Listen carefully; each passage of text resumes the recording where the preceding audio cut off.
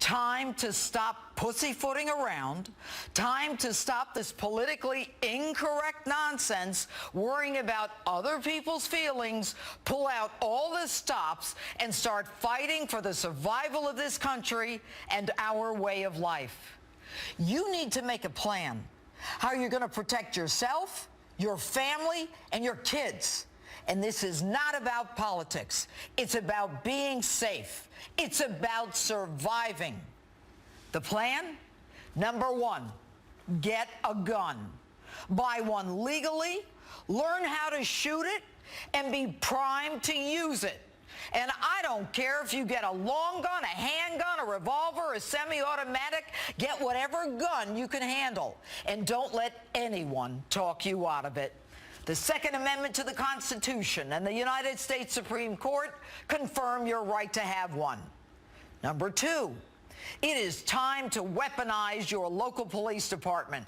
They are the first line of defense in this Islamic terrorist war against us. And if you watch the San Bernardino attack unfold, you understand that these jihadists were not going to stop with that one attack.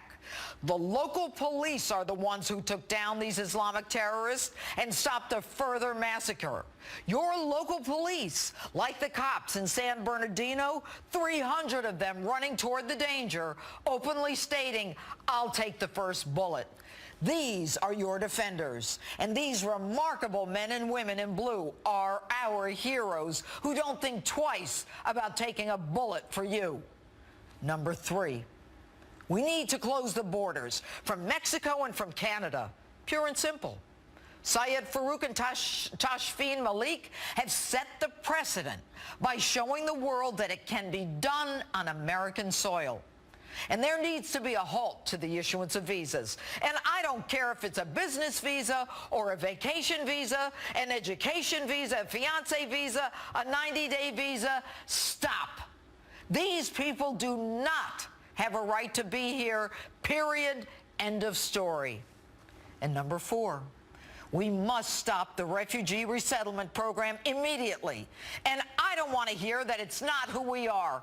I know who we are. We are a nation founded on the Judeo-Christian ethics. And I don't need anyone to tell me that I have to take in somebody because they want to change the political demographics of this nation. And need I remind anyone that we don't have the ability to vet them. And even when we do, we don't know what the hell we're doing. Example, the Tsarnaev brothers, the Boston bombers. We gave the family political asylum, and they thanked us by killing, dismembering, and blinding innocent Americans. Number five, get ready to give up some privacy. The metadata collection that was going on has been stopped. If that program were still in place, the feds could have taken the cell phones of those terrorist animals and immediately connected them to their contacts. You've got to arm yourself with knowledge.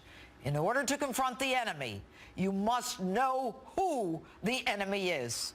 And since our commander-in-chief won't even call them what they are, Islamic terrorists, but instead prefers to preach what Islam is and isn't, and that we shouldn't denigrate all Muslims based on the actions of a few, while he is willing to denigrate all gun owners and take away our rights based on the actions of a few.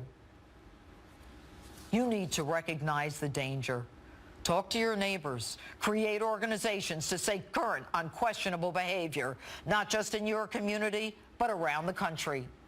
We're told to say something when we see something, but don't say anything against people who act suspiciously who happen to be Muslim, because that would be Islamophobic. Farouk and Malik's neighbors said nothing when they saw something because they were fearful of being called Islamophobes or racially profiling. And that's the plan, folks, to shut us up.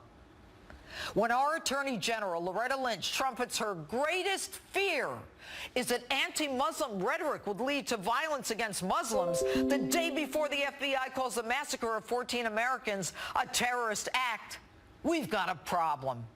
And I'm here to tell you it is part of the Islamic terrorist plan. If we are stopped from saying something against Muhammad, the Muslim religion, or Muslims in general, is already here. We are living in dangerous times. Ladies and gentlemen, the jackals are at the door.